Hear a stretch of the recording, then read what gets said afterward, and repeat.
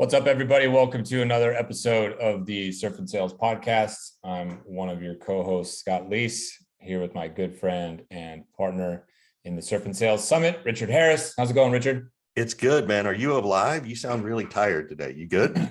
I was speaking at an event last night in downtown Austin, which I rarely venture into downtown Austin. So got home a little late, How was it? Pretty good. It was put on by this company called Howdy, who's been a client of mine, and Women in Tech, I think, is the name of the group who helped. Oh, I saw that one. It. Right. Yeah, it was at the Capitol Factory in downtown Austin. Pretty good turnout, maybe 50, 60 people there. Nice. Personal branding and things like that. Yeah. So, you wore a suit and tie, I presume? Yeah. I wore a suit and tie. That's right. Does he own one? I look like one of the men in black. Is what I look like. We're joined today by a good friend and founder, CEO of thrft. His name is Dan Goodman. He's been fighting the good fight on behalf of employees and employers, which we'll probably dig into in a little bit.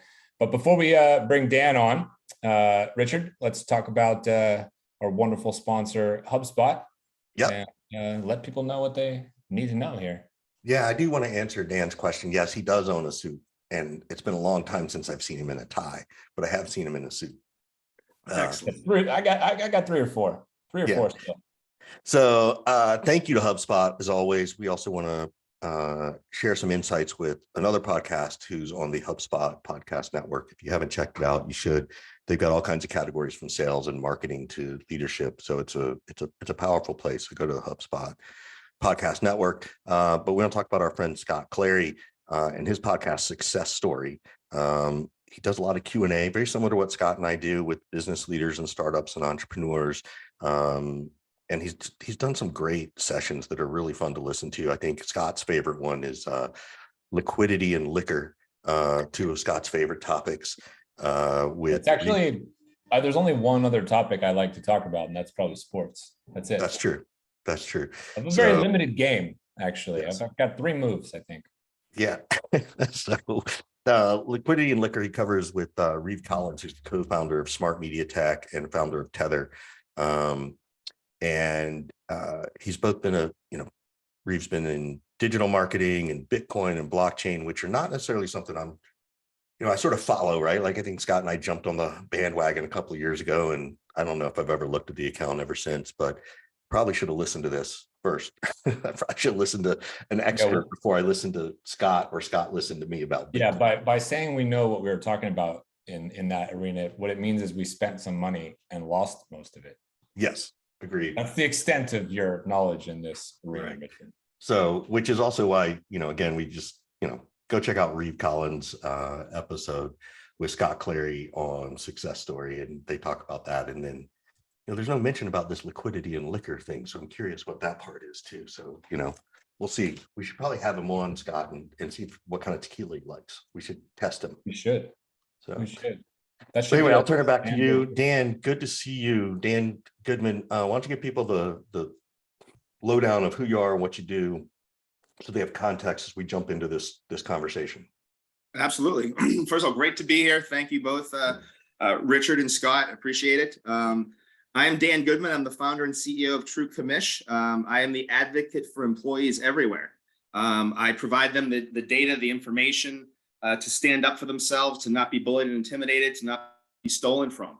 What we built is a commission audit service for sales reps to be able to go in there, answer questions about their comp plan for our system to replicate it, upload their bookings and commission information. And not only will we identify deals that appear that they weren't paid properly on, we'll actually put a value on those deals based on where you are on your comp plan, your performance for the year. Now you actually have the data to go back to your company to go and say, hey, I have not been paid on these deals, and this is how much you owe me on them. And now they can't play these games like, what are you talking about? Or we'll look into that, or what have you.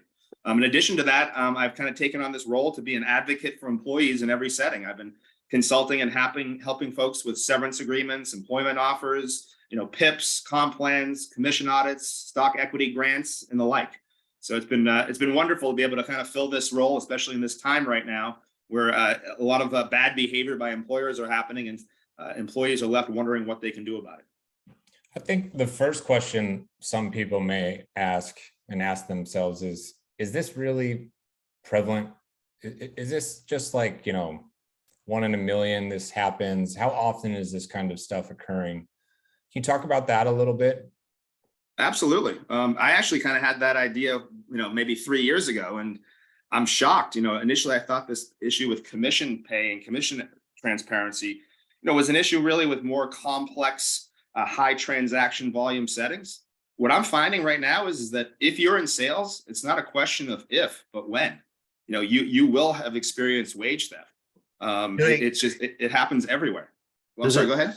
Yeah, but do you think it's intentional, or do you think it's unintentional, but then the company intentionally doesn't want to solve the problem?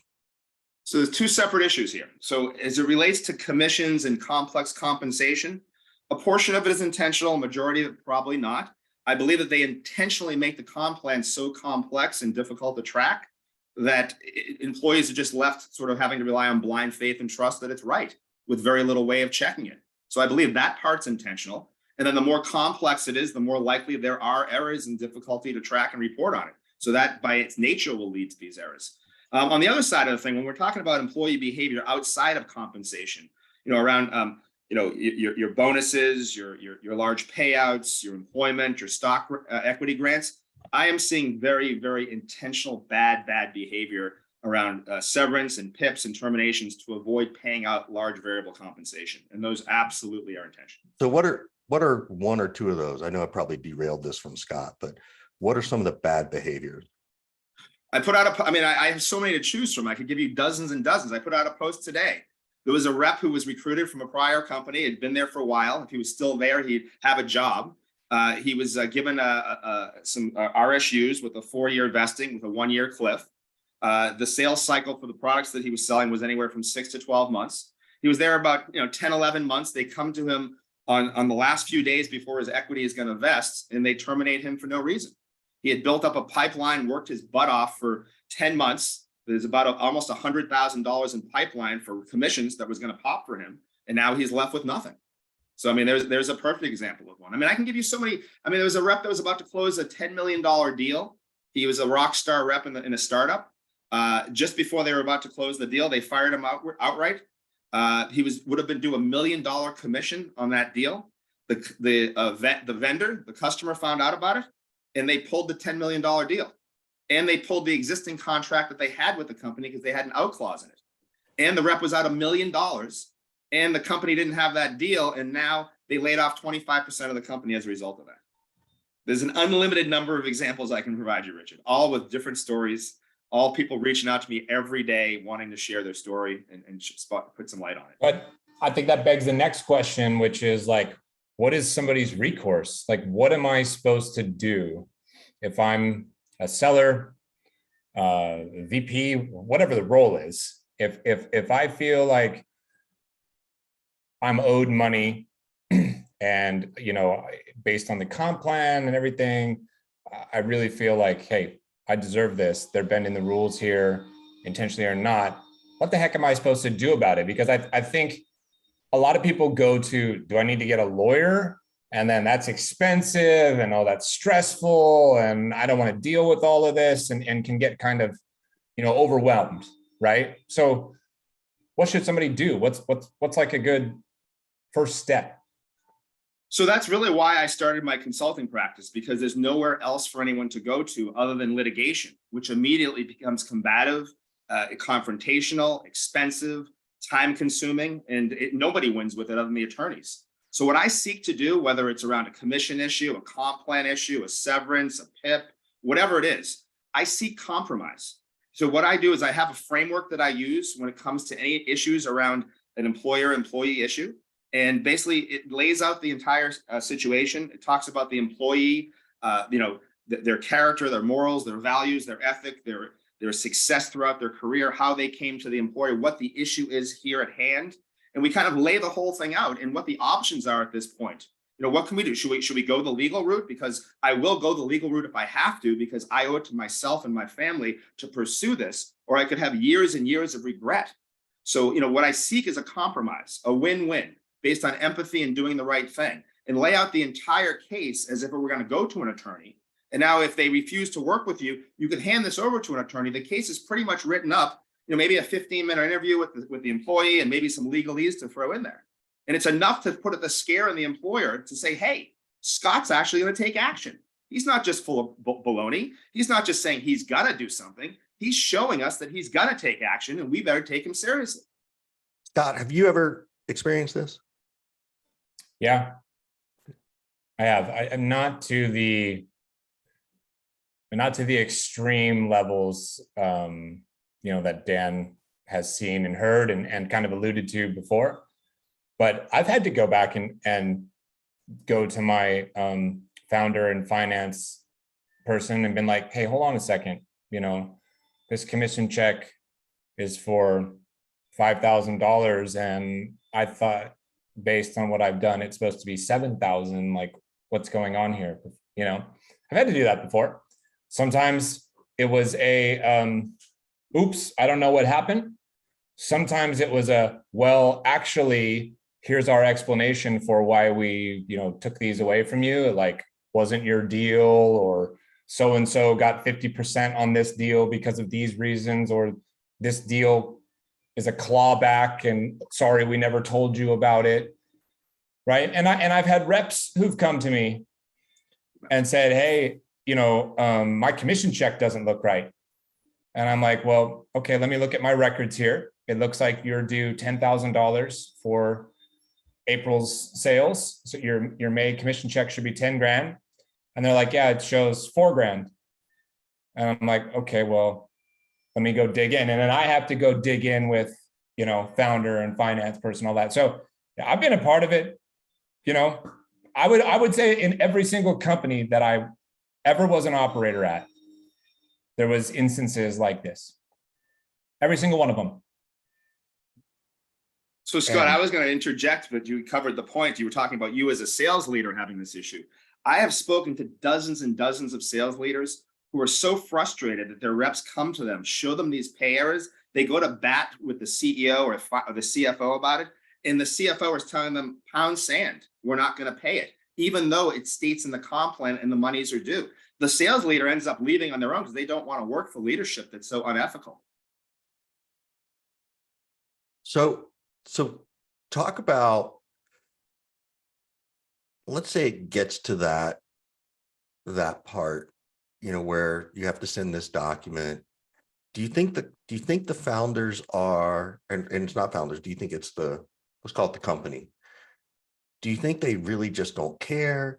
They're malicious towards sales? Like, here's the better question. Is it happening to marketing? Is marketing getting screwed too on their bonuses for not getting, the leads or whatever it is? Like, are you seeing it across other channels? Yeah, I mean, obviously we're focused on sales, but yeah, I've had at least a dozen customers of marketing leaders and product leaders and in different roles. They don't have to be leaders. I've worked with SDRs. I've worked with marketing reps and so on and so forth. It is across the board. It's not specifically to sales. I think with people outside of sales, you're talking about more MBOs and equity. It's a lot easier to mess with commissions because commissions can be so confusing based on these overly complicated comp plans. In these other areas, they're a little bit more straightforward, but they're based on someone's objective view of it. So it's really up to them to make that decision. They also happen less frequently, right? Like the first thing that I think about is all of Uncle Elon's Twitter firings and all of those engineers and employees over there that got let go a day before they were supposed to vest all these options, and they were due big, huge bonuses and stuff like that. And those are all tied up in like massive lawsuits, class action suit, one-on-one lawsuits. You're talking about big money in those. Yeah. So at what point in this journey, Dan, did you decide like, I need to really evangelize this topic and I need to get out in front, and that requires me to start building my brand and making myself more seen? Because you've done a tremendous job. I mean, you've gone from, I don't know the exact number. I mean, it's called 0 followers to, over 10,000, over 15,000. I think you might be around 20 now. 23, Scott, 23. There you go. 23,000. And this is, I'd call it in around a year from my recollection.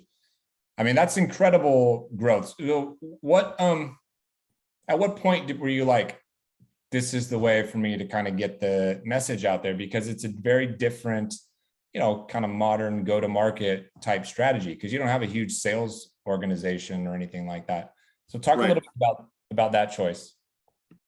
Yeah, I mean, so initially I've been bootstrapping the business, haven't really raised much other than friends and family, not taking salary because I'm just so passionate about being that advocate, being that resource, bringing this solution to market for salespeople. It's just been such an uneven setting for so long, such a one-sided relationship, and everyone just sort of takes it. And I've always been someone who, likes to stand up to things and doesn't like to be bullied and intimidated, and will have regret for a long time if I don't do that. And, so I want to bring that forward to other people. So I started posting on LinkedIn. It was never my desire. I've never used social media before, if you can believe it. One of my first posts that I ever put out was this past August. It got 128,000 impressions. And it was about a guy who got screwed out of $36,000 that I helped get back for them. And we were able to successfully. I've never had a post have 100,000 views. Like I've never. Really? Nothing. No, I'm not. Well, that's actually going to lead to the next thing I was going to say. So as a way to promote True Commish, I started just posting about all these topics. So I put a post out about severance like 3 months ago, and it got 400,000 impressions off of that one post. And then within 2 weeks, I had 20 people reaching out to me, asking me if I would review their severance agreement for a fee. And I'm like, sure. So since January 31st, I've had 90 paid customers around comp plans, commission audits, severance, employment agreements, PIPs, stock equity grants. I've negotiated compensation plans for folks. I've gone on calls with their legal and HR departments and negotiate severance agreements with them. And it was never a plan. It was never an intent. People came to me, and it was never a goal to do this. My goal was to bring True Commish to the market so salespeople had pay transparency, and this kind of evolved as a result. I love what you said really early in this conversation was, the strategy is to come in with empathy, not anger. And that's really hard because you're talking about people's money, right? What are the kinds of things, let's say someone can't afford a Dan Goodman or a lawyer, but they want to go in with empathy and have this conversation. What are the kinds of things one can say that are meant to be positive around trying to create a compromise? Like, are there some mini scripts you can share? Because there's probably a lot of people listening to this. Hopefully, please, obviously, aside from checking out HubSpot, please check out Dan if you need this help. He's there. So the first thing I do is at the end of the document, I have two sections. One is sort of what I refer to as the human impact, and the second one is my summary. So the human impact talks things like, Richard, through no fault of your own, you find yourself in the worst job market in 20 years, with the highest inflation rate in 40 years, that now is taking 2 to 3 times longer to secure a job. And all you did was buy into their promises. You left a good job to come here based on these promises, based on these assurances that you relied on in making this decision. They never came through with their side of these assurances. And as a result, you find yourself unemployed through no fault of your own, other than successfully executing on the responsibilities of the job as you've been asked to. So that's sort of one piece of it. And then we talk about, the time it takes to get a job, how severance is meant to bridge the gap from being let go to finding that next job, and that, severance offers now are reflecting that we seek a win-win solution where both parties can walk away with their head held high, so that you can now speak positively about your experience while working there, as well as how you were treated on your departure, instead of being someone who's going to be looking to grind with that company and be a negative voice as frequently as they can. So that's kind of where we approach it. And then it's sort of the last section is sort of a summary where we're seeking sort of a compromise. It's better for that money to go to the employee rather than to attorneys. Oftentimes, the difference between what the employee seeks and what's offered is not that big of a difference in the big picture of things. So that's just part of the narrative that I share as part of this process and part of this document. It's been extremely successful. Do you share that first part with their?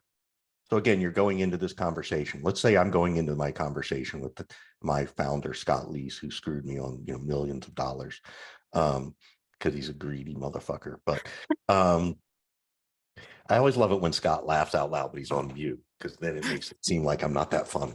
I gotta keep people guessing. So are you going in with that human piece of like, hey, look, I came here based on these promises. I did the job. Like, what are you saying to the employer? Like how I interpreted what you said was what you say to me is the person who's. No, this is the document that we create. I have a 10-step framework that in Right, some cases might be. My question is, what do you go into this conversation with the employer? What do you say? How do you start the conversation there in a hopefully non-combative tone? Well, I guess it depends what the topic is. I mean, if it's a commission issue or if it's a, oftentimes, it's the last thing you want to do is put them into a corner, right?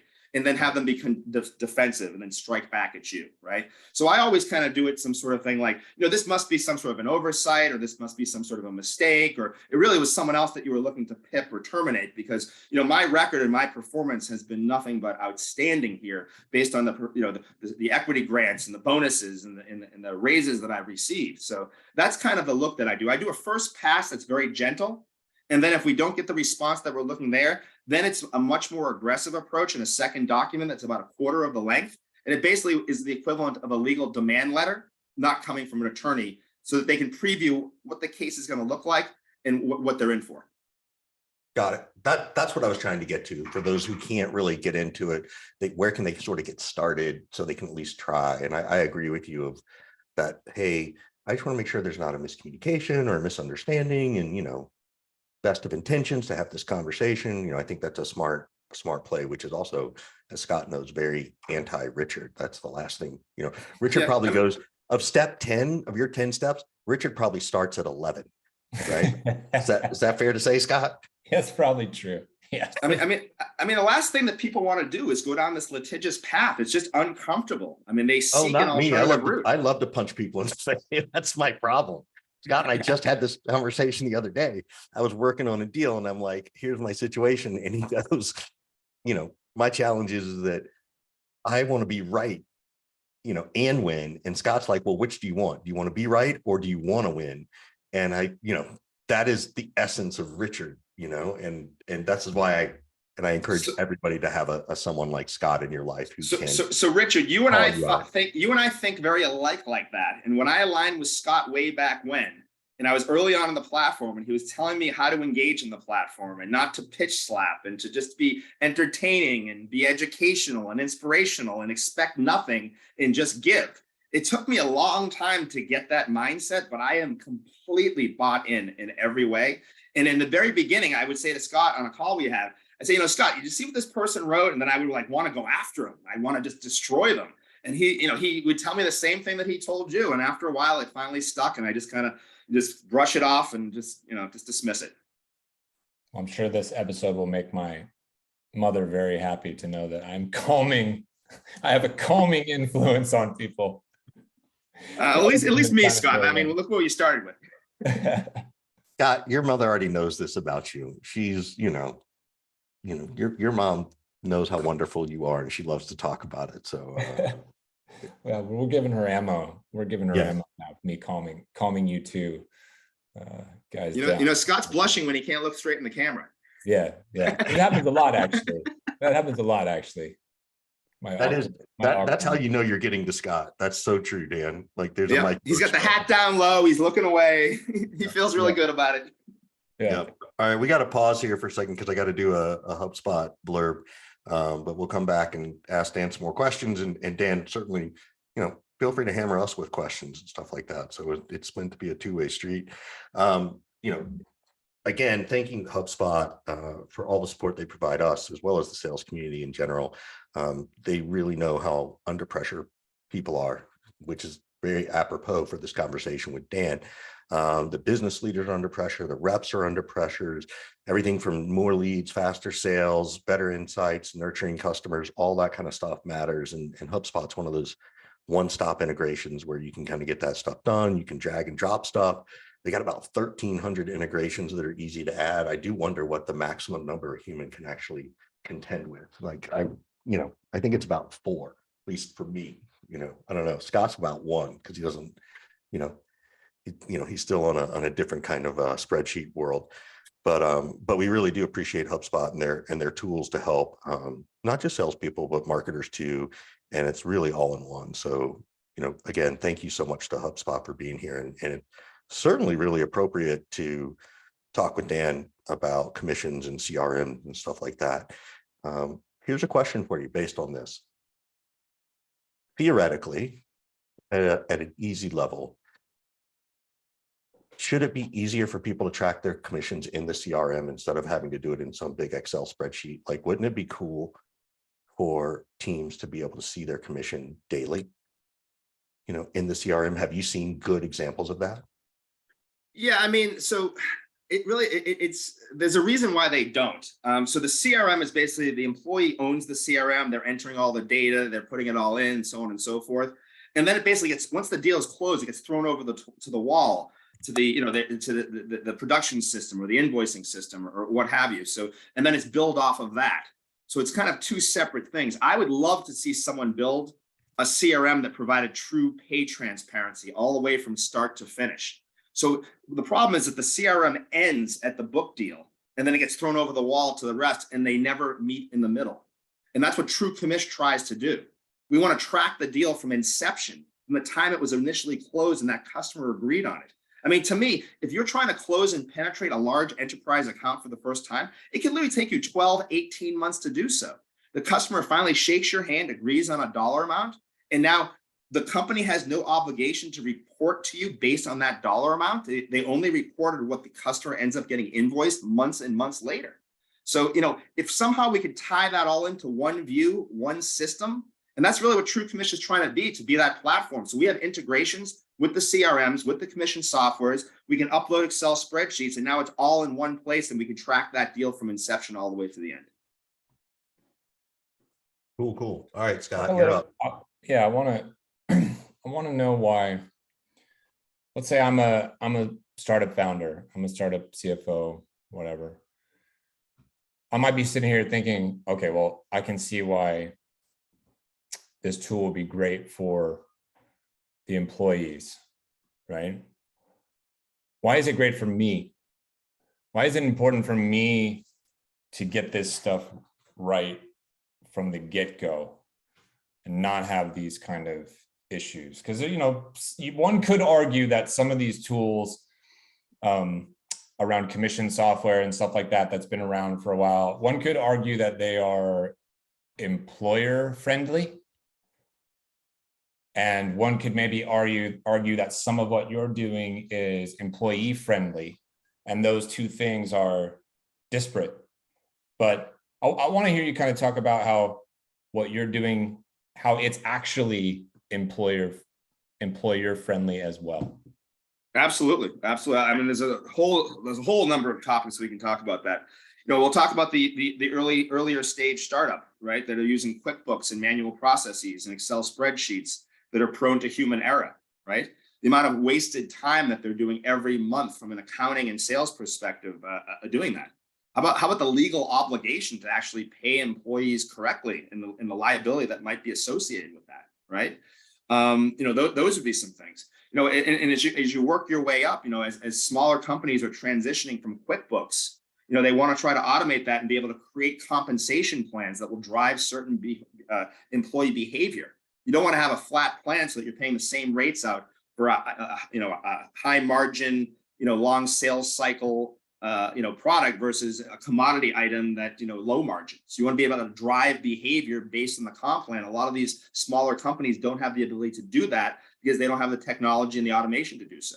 So that's something that True commission software companies can come in to do so.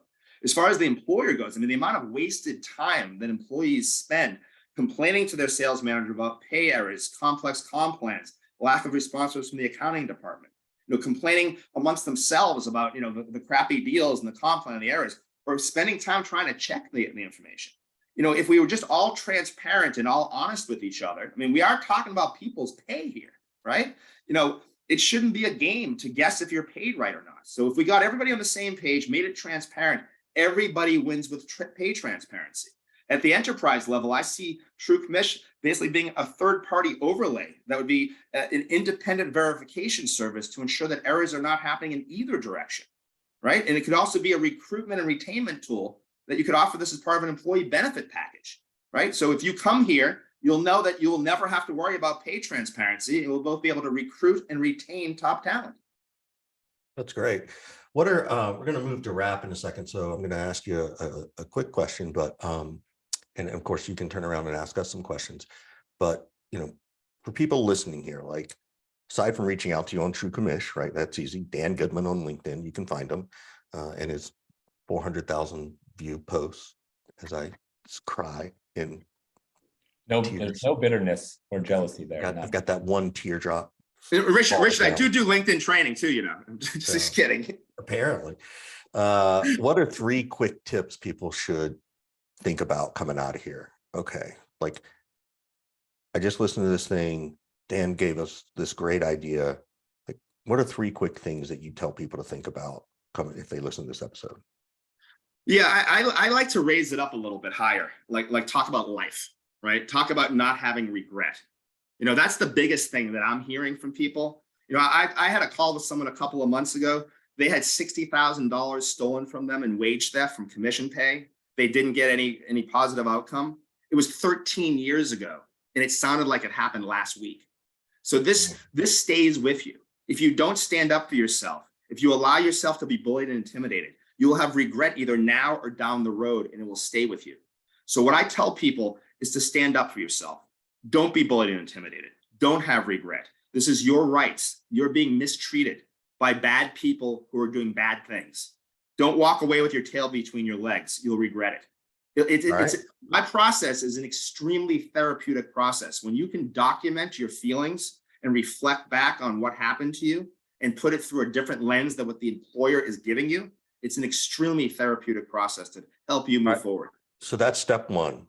All right. What's tip 1. What's tip 2 or 3? Set yourself up for success. I mean, if you're going into a new company, when you have the most leverage is when they want you, when they're recruiting you, right? So, I always tell people to plan their exit before they arrive. I tell people to make believe tomorrow they're going to be terminated and walked out the door and shut out from all of their systems. So gather up all of your data, all of your information today so that you don't have regret for not being prepared for it in the future. Anticipate bad behavior that may happen. That's exactly why I put out these posts every day, Richard, because a lot of people don't know that these things exist. They're shocked to hear them. Some people don't believe it. And then you got reps coming on and saying, yes, this happened to me over and over again. So the reason why I post this is so people don't feel alone, that this is a reflection on them, that they've done something wrong, that this happens to a lot of people all the time for bad reasons that has nothing to do with them.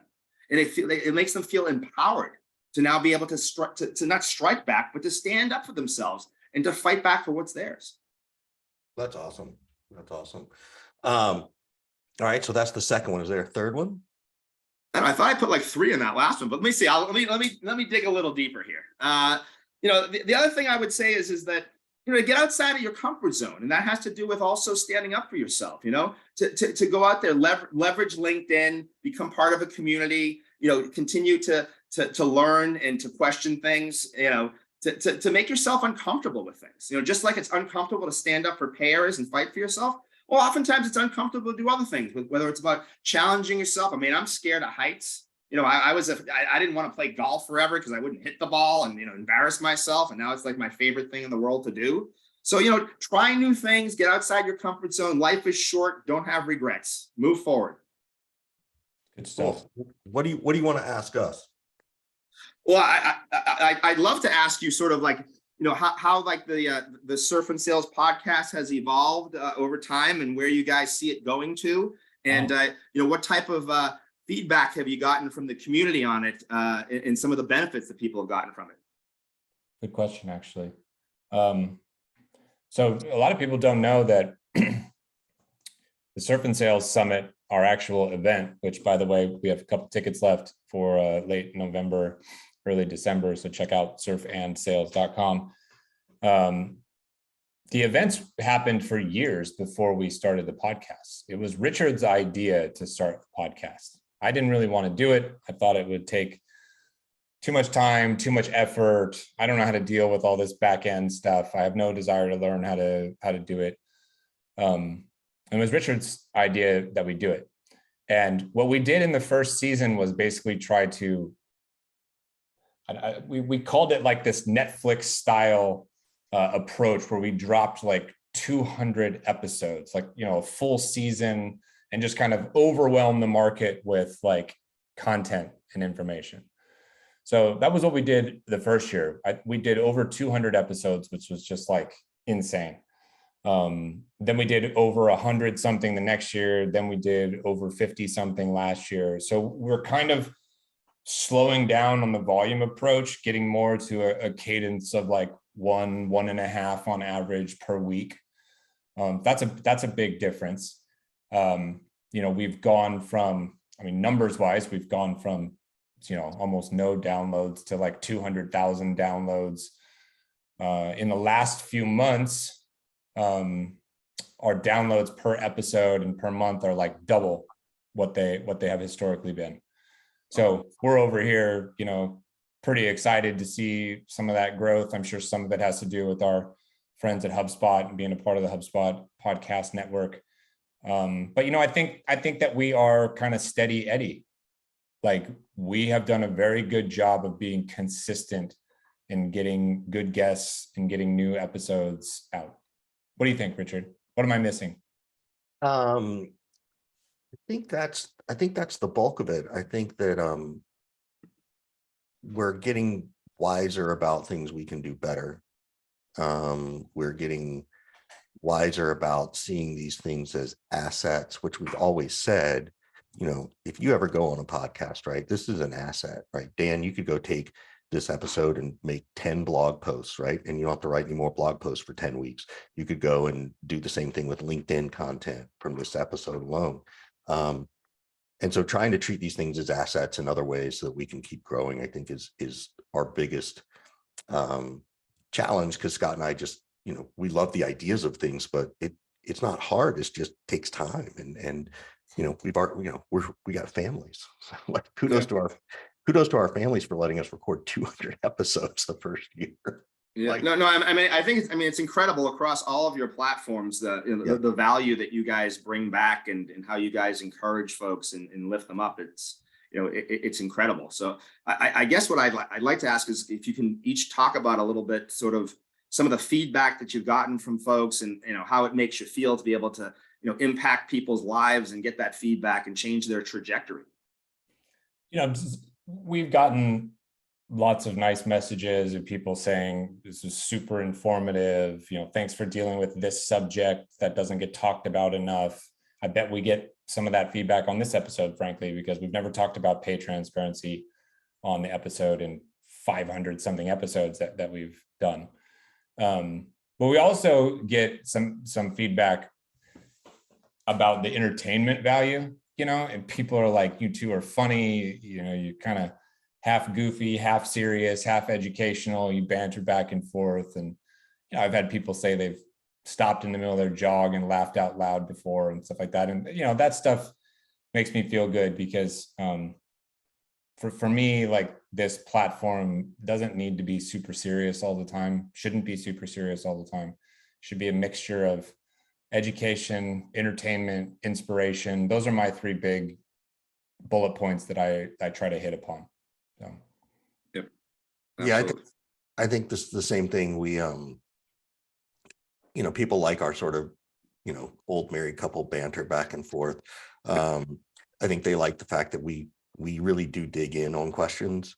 We try to sort of go deeper and deeper and deeper, sort of like, me asking you repeatedly, what are your 3 tips, right? Because some of that stuff repeated, but there's something different in the perspectives of those things. Or when people use buzzwords, which I hate, I'll call them out on it, although I've gotten better about not being such a jerk when buzzwords come up. But have you guys ever seen that cartoon, Mutt and Jeff, way back in the day? I know that the younger folks didn't, but you look it up. You guys are Mutt and Jeff. You guys are, it's like Jeff. The polar opposite. Is that your era, Richard, or is Dan even older than you? Maybe a little bit of both. I know of Mutt and Jeff, but I never. I'm gonna have to check it out now. It was my favorite cartoon. It was the only one that I would read in the comics every Sunday when it came out. I would run to read that one cartoon. Well, when you go to share this episode, Dan, you can put a little image of Mutt and Jeff and see how many people in the LinkedIn community know what you're talking about there.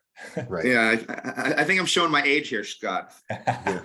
Well, we appreciate you spending time with us, Dan. We wish you all the best with True Commish and continued growth. And you're doing, the Lord's work over here, helping people out. So appreciate everything that you do in the community. And if you want to check out more about what Dan's up to, connect with him, message him on LinkedIn. I know he'll get back to you.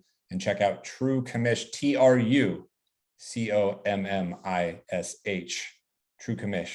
All right, Dan, we'll see you. Thank you guys. Really appreciate it, guys. Have a great time. Take care. And thanks to HubSpot as well for sponsoring us.